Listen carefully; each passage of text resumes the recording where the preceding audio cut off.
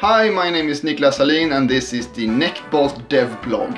This is the first episode, so today I'm gonna just sort of introduce the elephant game and talk a little bit about what it's like and what kind of game it is and so on.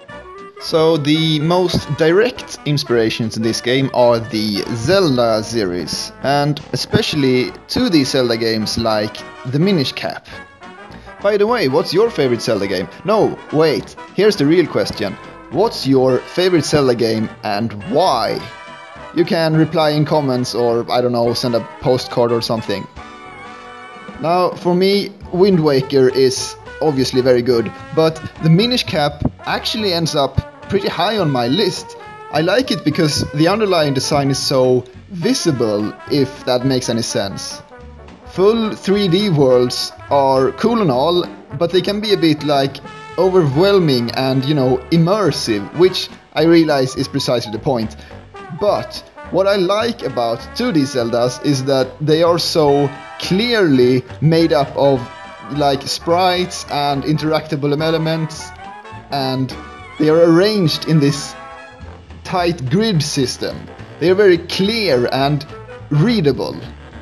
In fact, a lot of the Elephant game's art style is an effect of attempting to create a game that plays like something for like a Game Boy, but which still has 3D graphics.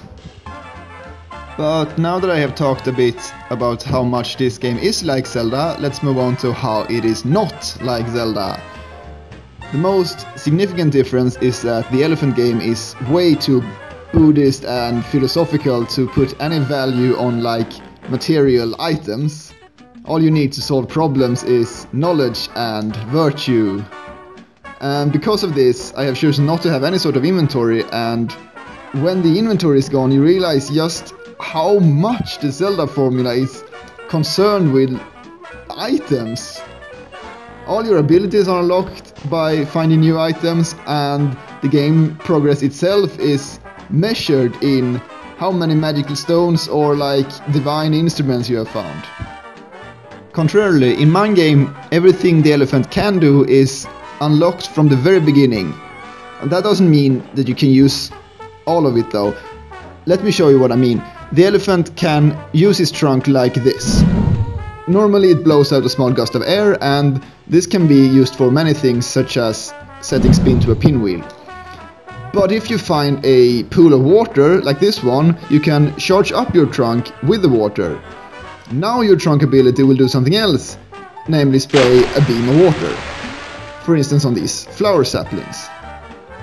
There are many things you can load your trunk with, and you'll discover them one by one through the game. This means the level design becomes more akin to something like Portal than Zelda, because you do not unlock an ability and carry it with you. All the elements to a given puzzle must be available in the same enclosed area as the puzzle. Something like a Portal test chamber.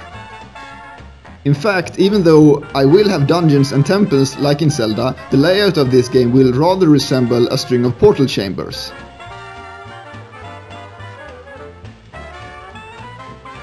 That's all for today's episode, but stay tuned for future updates where I will talk about something else that's interesting. This whole project is funded via Patreon, and if you want to help out, it would be super cool if you could head over there and subscribe. Your contribution is what makes this game possible. You can also subscribe on YouTube and follow me on Twitter for quick updates. Links are in the doobly-doo. Thank you, and I will see you next time.